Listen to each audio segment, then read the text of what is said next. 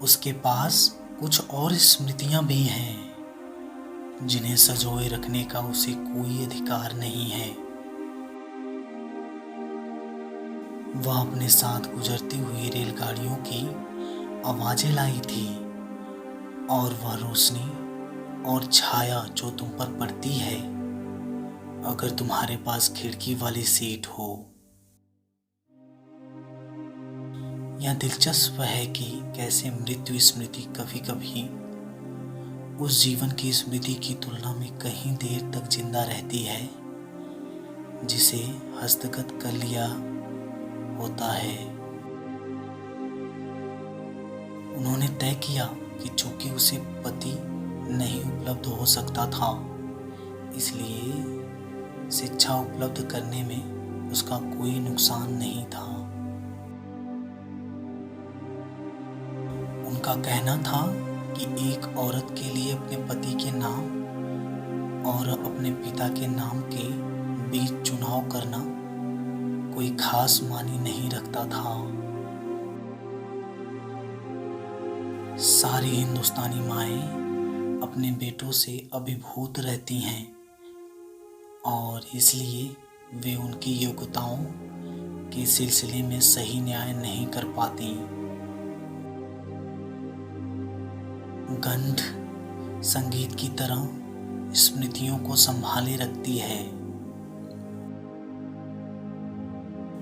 जब तुम लोगों को चोट पहुंचाते हो तो वे तुम्हें पहले से थोड़ा कम प्यार करने लगते हैं।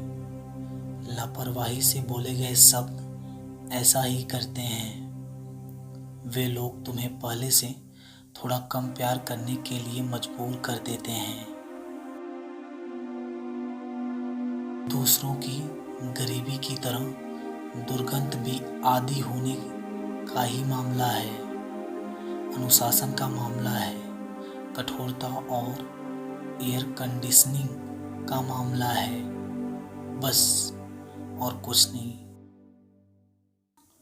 कुछ चीज़ें ऐसी होती हैं जो भुलाई जा सकती हैं और कुछ चीज़ें ऐसी होती हैं जो भुलाई नहीं जा सकती हैं। जो गर्द से अटे खानों में द्वेष भरी आंखों से अगल बगल घूरने वाले भूस भरे पक्षियों की तरह बैठी रहती हैं।